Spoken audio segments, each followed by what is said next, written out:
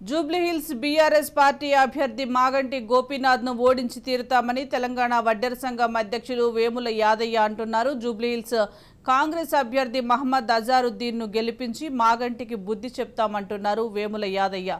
దళిత బంధువు మాగంటి గోపీనాథ్ అనుచరులకు మాత్రమే ఇస్తున్నారని, ప్రభుత్వం ప్రకటించిన పథకాలన్నీ వాళ్ల అనుచరులకే దక్కుతున్నాయని ఆయన ఆరోపించారు.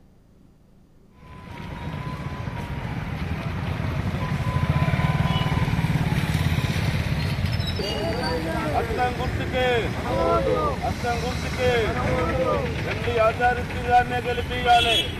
ఎండి అజారుద్దీన్ గారి నాయకత్వం, ఎండి అజారుద్దీన్ గారి నాయకత్వం. మాగంటి గోపీనాథ్ని ఓడించటానికే నీ ప్రచారం చేస్తున్నా. మాగంటి గోపీనాథ్ని ఎందుకు ఓడించాలంటే ప్రజలకు చాలా అన్యాయం జరిగింది, అరాచకం జరిగింది, రౌడీయిజం జరిగింది. డబుల్ బెడ్రూమ్లు ఇప్పిస్తానని తను ఎంపటి ఉన్న వాళ్ళకే ఇప్పించుకున్నాడు.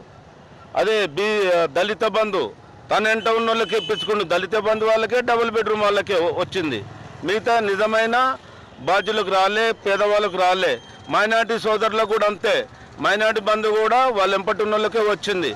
కాబట్టి ఇస్మౌటి అరాచకాలని అడిగి నిలదీసినందుకు మా మీద దాడి చేసిండు.